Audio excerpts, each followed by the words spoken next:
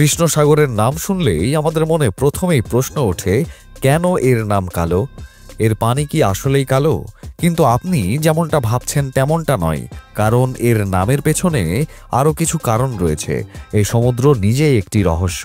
এর মধ্যে এত রহস্য লুকিয়ে আছে যে আজ পর্যন্ত কেউ উদ্ঘাটন করতে পারেনি। কারণ এখানে আন্ডার ওয়াটার রিভার, বড় বড় জাহাজ এবং 100 বছরেরও বেশি পুরনো মৃতদেহ সংরক্ষিত আছে, তাও একেবারে ভালো অবস্থায়। এগুলো দেখলে মনে হয় যেন তারা গতকালই মারা গেছেন। তাহলে এটা কিভাবে সম্ভব? কৃষ্ণ সাগর কি স্বাভাবিক সমুদ্রের মতো নয়? সর্বোপরি এতে এত বিশেষ কি আছে? বিশ্বের বিষয়ের আজকের এই ভিডিওতে আসুন সে সম্পর্কে বিস্তারিত জানা যাক। কৃষ্ণ সাগর রহস্য এবং ইতিহাসে ঘেরা একটি আশ্চর্যজনক জলরাশি। এই সমুদ্র নিজেই একটি রহস্যময় স্থান, যেখানে পানির গভীরে লুকিয়ে আছে অনেক অমীমাংসিত রহস্য এবং আশ্চর্যজনক গল্প।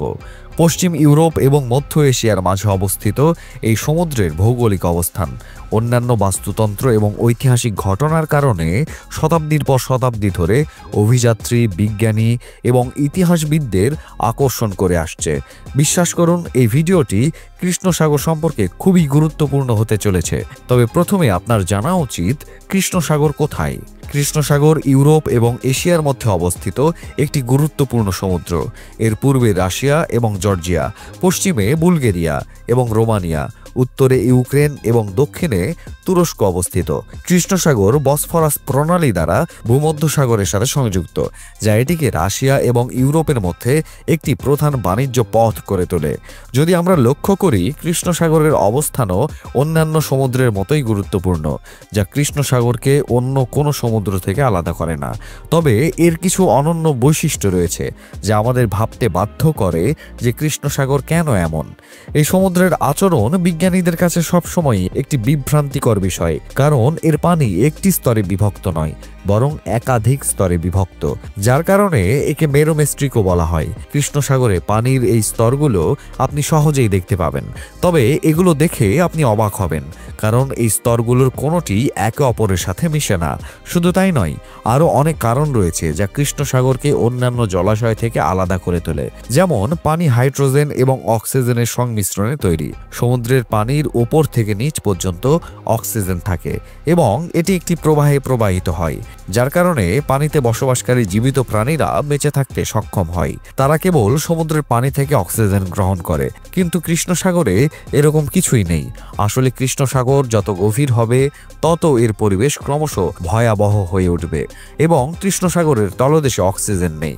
হ্যাঁ, আপনি একেবারে ঠিকই শুনছেন, শুধুমাত্র কৃষ্ণ সাগরের ওপরের পৃষ্ঠে, অর্থাৎ 150 মিটার পর্যন্ত অক্সিজেন আছে, যেখানে সামুদ্রিক প্রাণীরা বেঁচে থাকতে পারে। আপনি যত নিচে নামবেন, ততই এর পানি থেকে অক্সিজেন অদৃশ্য হয়ে যাবে। প্রায় 150 মিটার এই স্তরের নিচের এলাকাটিকে কৃষ্ণ সাগরের এলিয়েন ওয়ার্ল্ড বলা হয়।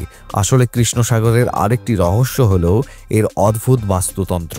পানির গভীরতার সাথে সাথে এতে অক্সিজেনের পরিমাণ হ্রাস পায়, যা এটিকে আরও অনন্য করে তোলে, কারণ এই স্থানে অক্সিজেন নেই এবং কোনো জীবন্ত প্রাণীও সেখানে বেঁচে থাকতে পারে না।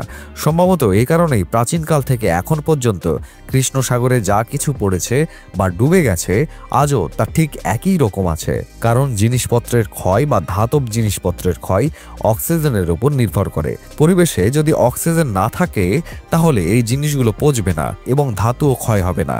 একই ধারণা কৃষ্ণ সাগরে উপস্থিত জাহাজ এবং মৃতদেহের ক্ষেত্রে প্রযোজ্য। এ কারণেই কৃষ্ণ সাগরকে এখন একটি টাইম ক্যাপসুল হিসেবে দেখা হচ্ছে, যেখানে সাধারণ কোনো পচন ঘটে না। প্রত্নতাত্ত্বিকরা যখন কৃষ্ণ সাগরে গবেষণা করেছিলেন, তখন তারা হাজার হাজার বছরের পুরনো কিছু প্রাচীন জিনিসপত্র খুঁজে পেয়েছিলেন। আশ্চর্যের বিষয় হলো, আজও এই জিনিসপত্রগুলো দেখে মনে হচ্ছে যেন গতকালই কৃষ্ণ সাগরে ডুবে গিয়েছিল। কৃষ্ণ সাগরের এই অনন্য কাঠামো সামুদ্রিক জীবনের উপরও গভীর প্রভাব ফেলে। এর উপরের পৃষ্ঠে অনেক ধরনের মাছ পাওয়া যায়, যেমন অ্যাঙ্কোভি, ম্যাকেরেল এবং ডলফিন, যা কৃষ্ণ সাগরের উপরের পৃষ্ঠে বাস করে। কিন্তু এর মাঝামাঝি স্তর পর্যন্ত কোনো সামুদ্রিক প্রাণী পাওয়া যায় না। অর্থাৎ সমুদ্রের উপরের পৃষ্ঠে যেসব সামুদ্রিক প্রাণী ভালোভাবে বসবাস করছে, তারা যদি একটু নিচে যায় তাহলে তারাও টিকে থাকতে পারবে না। হয়তো সে কারণেই এটিকে কৃষ্ণ সাগর বলা হয়। তবে এর নামের পিছনে আরও কিছু তত্ত্ব রয়েছে। অনেকের মতে এই সমুদ্রের গভীরতায় এমন একটি স্তর রয়েছে যেখানে অক্সিজেনের অভাবে জীবন সম্ভব নয়। শুধু তাই নয়, সমুদ্রের এই অংশে কোনো ধরনের জৈবিক কার্যকলাপ নেই এবং এটিকে ডেড জোন বলা হয়। ধারণা করা হয় যে এই অঞ্চলে প্রবেশকারী জাহাজগুলো হয় অদৃশ্য হয়ে যায় অথবা আর কখনো দেখা যায় না। এ কারণেই এই সমুদ্রকে অন্ধকার এবং রহস্যময় বলে মনে করা হয়। শুধু তাই নয়, এটি আজ থেকে নয়, শতাব্দীর পর শতাব্দী ধরে একটি রহস্য হয়ে আছে। ইতিহাসের পাতায় তাকালে দেখা যাবে এই সমুদ্র অনেক যুদ্ধ এবং সাম্রাজ্যের সাক্ষী। তা সে প্রাচীন গ্রিক, রোমান এবং অটো সাম্রাজ্যের সময় হোক বা গুরুত্বপূর্ণ সমুদ্রপথ যেখানে বাণিজ্য এবং যুদ্ধের কারণে অনেক জাহাজ সমুদ্রে ডুবে যেত এবং তারপর সময়ের সাথে সাথে এই জাহাজগুলোর ধ্বংসাবশেষ অদৃশ্য হয়ে গেছে, যা আজও ডুবুরি এবং ইতিহাস প্রেমীদের জন্য উত্তেজনার উৎস। প্রকৃতপক্ষে প্রাচীনকালে যখন কৃষ্ণ সাগরের মধ্যে দিয়ে বাণিজ্য পরিচালিত হতো, তখন সিলারদের এর গভীর এবং বিপজ্জনক ঝড়ের মুখোমুখি হতে হতো। এই সমুদ্রের আবহাওয়া এতটাই অনিশ্চিত ছিল যে কেউ ভবিষ্যৎবাণী করতে পারত না কখন ঝড় আসবে এবং কখন তা শান্ত হবে। এ কারণে তারা এর নামকরণ করেছে কৃষ্ণ সাগর। কিন্তু এটি ছাড়াও কৃষ্ণ সাগরের সাথে সম্পর্কিত আরও কিছু গল্প রয়েছে। উদাহরণস্বরূপ, কৃষ্ণ সাগরের পানিকে অভিশপ্ত বলা হয়। কিন্তু কেন এমন বলা হয় তা জানতে আপনাকে কৃষ্ণ সাগরে উপস্থিত মৃতদেহগুলো দেখতে হবে, যেগুলো দেখে মনে হবে যেন তারা আজ বা কিছু সময় আগে কৃষ্ণ সাগরে পড়ে গেছে। কৃষ্ণ সাগরের পানিকে অভিশপ্ত পানি এই জন্য বলা হয় কারণ এতে অনেক মানুষ মারা গেছে। এখন যদি আপনি এই মৃতদেহ সংরক্ষণকে কোনো অতিপ্রাকৃত ঘটনা বা ভূতের গল্পের সাথে যুক্ত করেন, তাহলে আপনি সম্পূর্ণ ভুল। কারণ এর পেছনে ভূতের কোনো কিছু নেই, বরং বিজ্ঞান রয়েছে। আমরা আগেই বলেছি কৃষ্ণ সাগরের গভীরে একেবারেই অক্সিজেন নেই, যদিও জিনিসপত্র নষ্ট না হওয়ার জন্য অক্সিজেন অপরিহার্য। কিন্তু কৃষ্ণ সাগরে অক্সিজেন নেই, তাই অক্সিজেনের অভাবের কারণে এই মৃতদেহগুলো আজও নিরাপদ। কেবল মৃতদেহই নয়, কৃষ্ণ সাগরের অভ্যন্তরে অনেক জাহাজের ধ্বংসাবশেষও রয়েছে। এর মানে হলো এমন জাহাজের ধ্বংসাবশেষ রয়েছে যা হাজার হাজার বছর আগের মতোই এখনও একই অবস্থায় রয়েছে। অক্সিজেনের অভাবের কারণে পচন প্রক্রিয়া প্রায় অসম্ভব, যার জন্য জাহাজের ধ্বংসাবশেষ আজও নিরাপদ। অন্যদিকে কৃষ্ণ সাগরে পাওয়া কিছু জাহাজের ধ্বংসাবশেষ 3000 থেকে 5000 বছরের পুরনো এবং প্রাচীন স্বর্ণযুগের বলে জানা গেছে। এই সমস্ত ধ্বংসাবশেষ প্রাচীনকাল সম্পর্কে তথ্য প্রদানে সাহায্য করে। এগুলো নিয়ে গবেষণা করে আমরা জানতে পারি প্রাচীনকালে বাণিজ্য পথগুলো কিভাবে কাজ করত। কিন্তু প্রশ্ন জাগে যে প্রাচীনকাল থেকে আজ পর্যন্ত এই জাহাজগুলো কৃষ্ণ সাগরে কিভাবে ডুবেছে? কৃষ্ণ সাগরের আবহাওয়া কি খুবই বিপজ্জনক, নাকি এর পেছনে অন্য কোনো কারণ আছে? এটি শুরু থেকেই একটি বিতর্কিত বিষয়। আসলে যখন এই বিষয়টি নিয়ে তদন্ত করা হয়েছিল, তখন গবেষকেরা এই সিদ্ধান্তে পৌঁছেছিল যাকে বলা হয় ব্ল্যাক সি ট্রায়াঙ্গেল। যাই হোক, এই ট্রায়াঙ্গেলের নাম শুনে আপনার অবশ্যই বারমুডা ট্রায়াঙ্গেলের কথা মনে পড়ছে। বারমুডা ট্রায়াঙ্গেলও এমন একটি জায়গা যার ওপর দিয়ে বিমান উড়লে তার সিস্টেম ত্রুটিপূর্ণ হতে শুরু করে, এতে কারিগরি সমস্যা দেখা দিতে শুরু করে এবং এত বিশাল বিমান কয়েক মিনিটের মধ্যে কোথায় অদৃশ্য হয়ে যায় তা কেউ জানে না। কৃষ্ণ সাগরেও একই রকম একটি জায়গা দেখা গেছে যা ব্ল্যাক সি ট্রায়াঙ্গেল নামে পরিচিত এবং এটিকে মৃত্যুর ট্রায়াঙ্গেলও বলা হয়। আসলে এটি এমন একটি এলাকা যেখানে চৌম্বকীয় প্রভাবের কারণে জাহাজের সিস্টেম নষ্ট হয়ে যায়। যদিও কিছু লোক এটিকে অতিপ্রাকৃত ঘটনার সাথে যুক্ত করে, কিন্তু এর পেছনে আসল কারণ কি, এটি আজও একটি রহস্য যা সবাই সমাধান করার চেষ্টা করে কিন্তু কেউই সমাধান করতে পারেনি। আর এমন কিছু জিনিসই কৃষ্ণ সাগরের নামটিকে আরো ভয়ঙ্কর করে তোলে। আপনি এটা শুনে অবাক হতে পারেন যে কৃষ্ণ সাগরেও সৌন্দর্য রয়েছে। এর পেছনে রয়েছে 28টি দ্বীপ এবং দ্বীপপুঞ্জ। হ্যাঁ, কৃষ্ণ সাগরেও অনেক সুন্দর দ্বীপ এবং দ্বীপপুঞ্জের আবাসস্থল। কৃষ্ণ সাগরের এই দ্বীপপুঞ্জগুলো বিভিন্ন স্থানে ছড়িয়ে ছিটিয়ে রয়েছে, যা বুলগেরিয়া, রোমানিয়া, রাশিয়া, তুরস্ক এবং ইউক্রেনের মতো দেশে পড়ে। এই দ্বীপপুঞ্জগুলো নিজেদের মধ্যে খুবই অনন্য। কেন জানেন? কারণ এখানে যে প্রজাতির উদ্ভিদ এবং প্রাণী পাওয়া যায় তা পৃথিবীর অন্য কোথাও পাওয়া যায় না।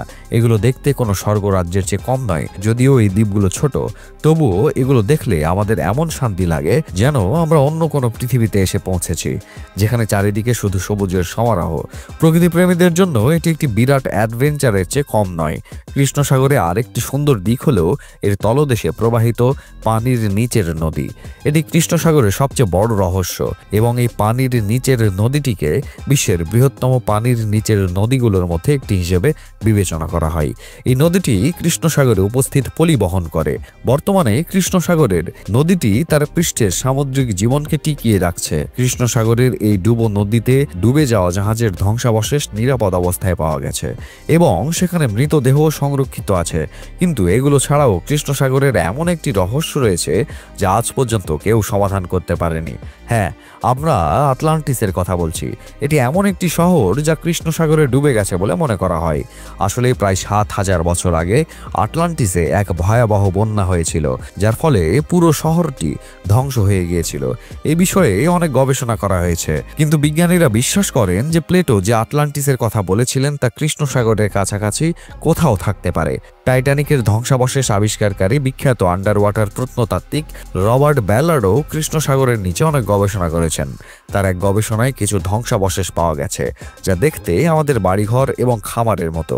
যদিও এই তত্ত্বটি এখনো কোনো দৃঢ় প্রমাণ পায়নি, তবুও কৃষ্ণ সাগরে আটলান্টিসের উপস্থিতি একটি ধাঁধার মতো। শুধু আটলান্টিস নয়, বিজ্ঞানীরা বিশ্বাস করেন যে কৃষ্ণ সাগরে একটি প্রাচীন গ্রিক শহরও বিদ্যমান। যখন কৃষ্ণ সাগরের পানি একেবারে স্বচ্ছ থাকে তখন আপনি আর তলদেশে প্রাচীন গ্রিক স্তম্ভ দেখতে পাবেন, যা প্রমাণ করে যে এটি প্রাচীনকালেও বিদ্যমান ছিল। মানুষ অবশ্যই এখানে বাস করত এবং সমুদ্রের গভীরে অনুসন্ধানের ফলে কিছু মুদ্রাও পাওয়া গেছে যা গ্রিক সভ্যতার বলে মনে করা হয়। তবে বিজ্ঞানীরা এখনও স্পষ্ট করতে পারেনি যে এই শহরটি পানির নিচে ছিল নাকি স্থলে ছিল। এটাও বলা হয় যে কৃষ্ণ সাগরের পানির নিচে দুটি টানেল রয়েছে যা বর্তমানে রোমানিয়া এবং বুলগেরিয়া থেকে শুরু হয়ে তুর্কি পর্যন্ত যায়। বিশ্বাস করা হয় যে প্রাচীনকালে মানুষ তাদের পশুদের অটোমান সাম্রাজ্য বা এশিয়ার মাইনরে নিয়ে যাওয়ার জন্য এই সুড়ঙ্গগুলো ব্যবহার করত। এখন এই সুড়ঙ্গগুলো কিভাবে তৈরি করা হয়েছিল এবং কি উদ্দেশ্যে তৈরি করা হয়েছিল তা এখনও একটি রহস্য। প্রকৃতপক্ষে সমুদ্রের মধ্যে লুকিয়ে থাকা রহস্য এবং এখানকার গভীর নীরবতা এটিকে একটি রহস্যময় এবং বিপজ্জনক স্থান করে তুলেছে, যা অগণিত গল্প এবং আবিষ্কারের জন্য অনুপ্রেরণার উৎস হিসেবে রয়ে গেছে। যাই হোক, কৃষ্ণ সাগরের সাথে সম্পর্কিত এই রহস্যময় জিনিসগুলো সম্পর্কে আপনার কি মনে হয়? কমেন্ট করে আপনার মতামত জানান। এছাড়াও যদি আমাদের ভিডিওটি আপনার ভালো লাগে তাহলে লাইক করুন এবং আমাদের চ্যানেলটি সাবস্ক্রাইব করতে ভুলবেন না। ধন্যবাদ।